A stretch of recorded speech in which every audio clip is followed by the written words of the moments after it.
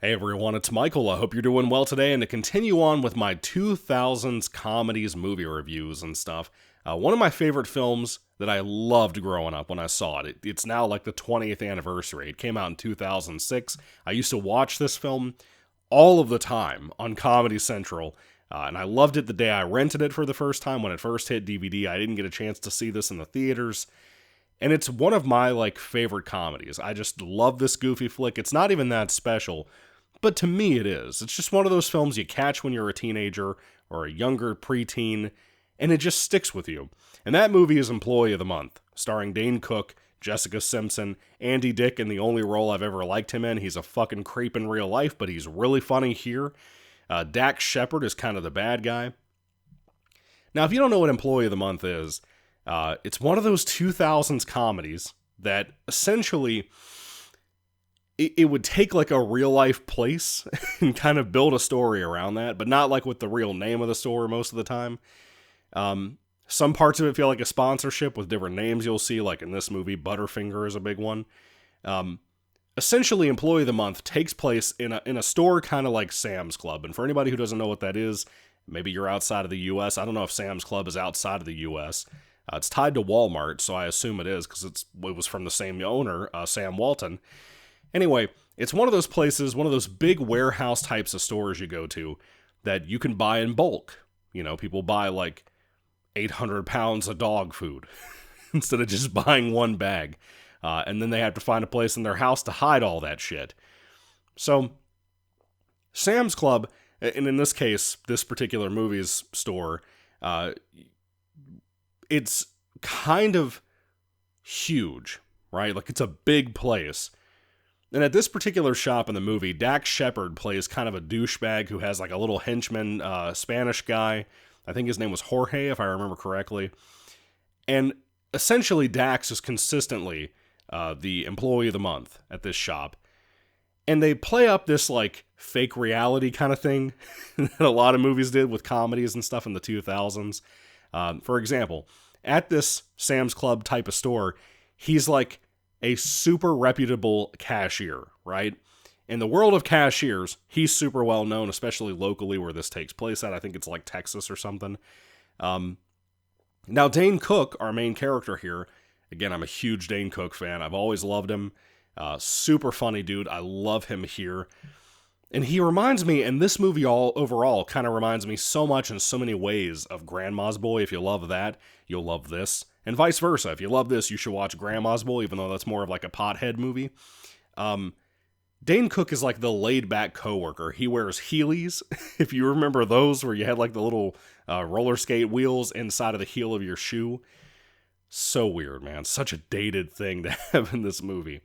But he has like his little group of friends and stuff. And essentially, Jessica Simpson comes to work at the store. And this was back in the day, like Dukes of Hazzard Jessica Simpson. I love Jessica Simpson too. She comes to work at the store, but like everybody outside of the store, customers and stuff, come to this place just to see Dax Shepard's cashier character. And that's kind of the goofier, blown up part of the movie. Like there are people that reach out to him for jobs and shit because he does cashier work so crazy. And like they play up so many jokes about how like even in that kind of world, people could view you as like a rock star, even if you're a scumbag like Dax Shepard is here. He gives a great performance, by the way. And like he'll be driving like a hoopty, like a total hoopty type of car, and be a celebrity somehow, some way in his area, and across state lines and everything. And Dane Cook gets sick of it, and apparently Jessica Simpson, because of this blown up reality thing, she has a thing for employees of the month at different stores and stuff.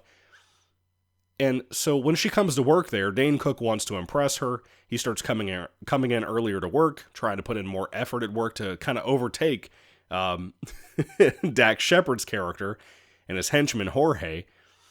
And he kind of starts getting disconnected with his friends because he's doing so much to impress Jessica Simpson, also to impress the bosses. By the way, it's really funny to me. Maybe somebody will care about this, maybe they won't. The boss and then his brother that comes in later, their names are Glenn Gary and Glenn Ross. What? I laughed when I noticed that. This is one of those films that every time I watch it, I pick up on something new that I had never noticed before. It's filled with Dane Cook-isms. It just is. It's such a clever, fun movie. But, like, every time you turn around, there's so many good gags and jokes and scenes in here. In that blown-up reality thing I'm talking about, where it kind of, like, glamorizes working in, like, a Sam's Club type of store, this movie manages to make that fun. Now, mind you, years ago, many years ago, my first job, I worked at Walmart. I was fucking miserable. It was awful, dude. Most of the people I worked with were miserable. They hated me, which is not new. But that place was miserable, so I can't even understand what it would be like to work at like a Sam's Club, you know?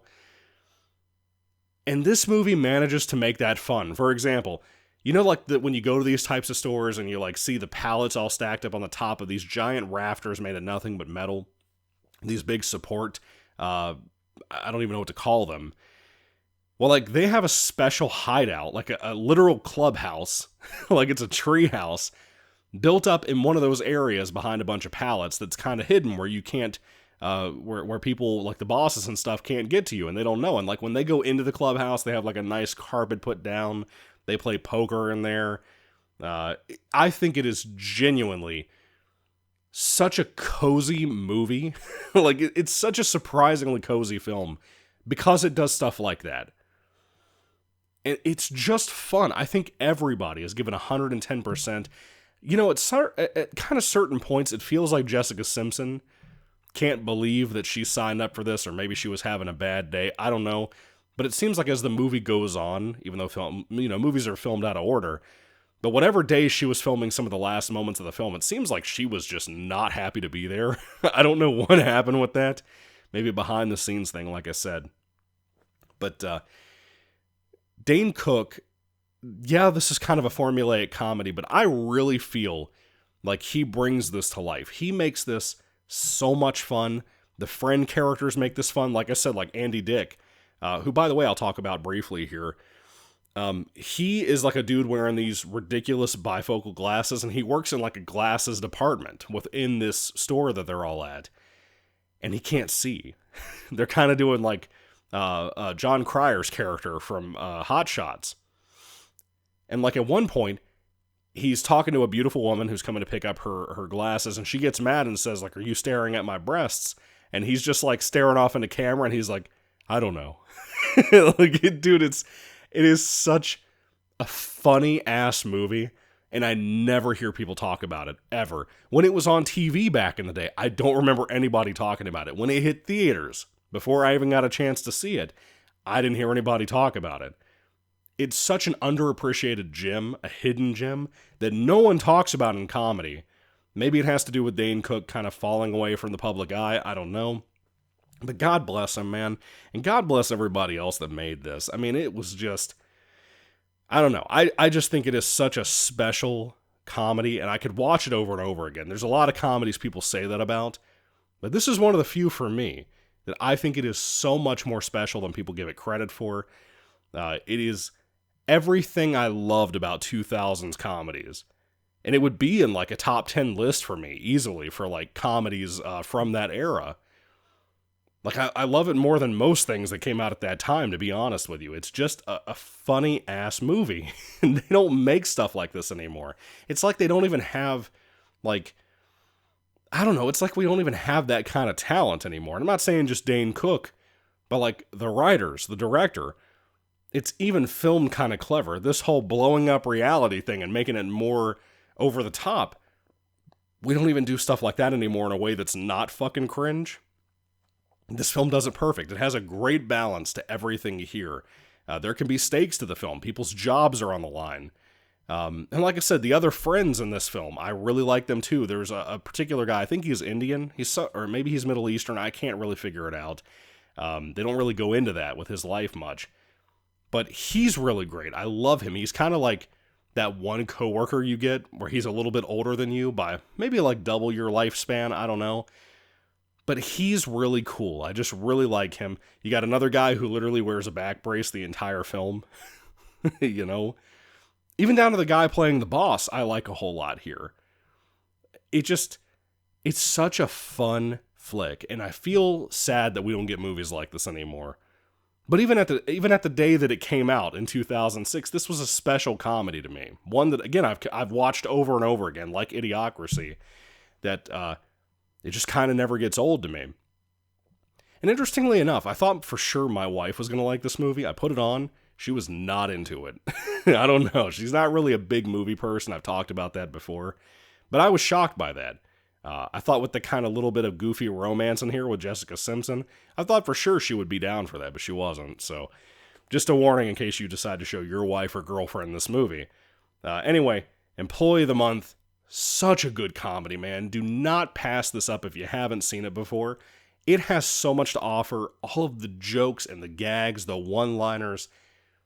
Dane Cook's personality in general. It's like they took his stand-up style of him just being like kind of chill, but also being charismatic and charming. They take that and they play that so well here. I love that guy. I don't care what anybody says.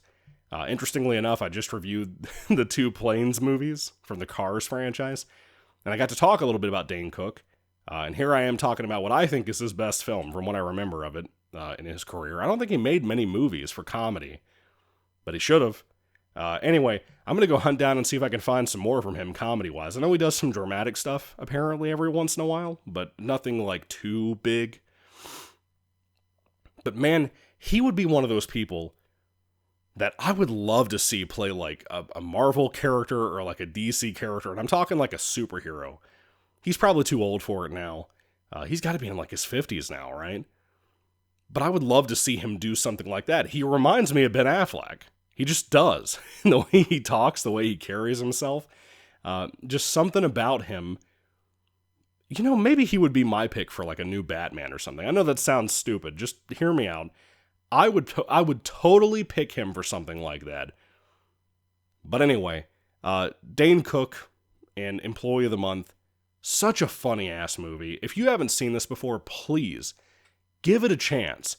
Go try this out. Come back and let me know if you like it or not. It's a great film to watch at like that beginning of summertime. Because it's not really an outdoors film. It pretty much always takes place inside of the shop.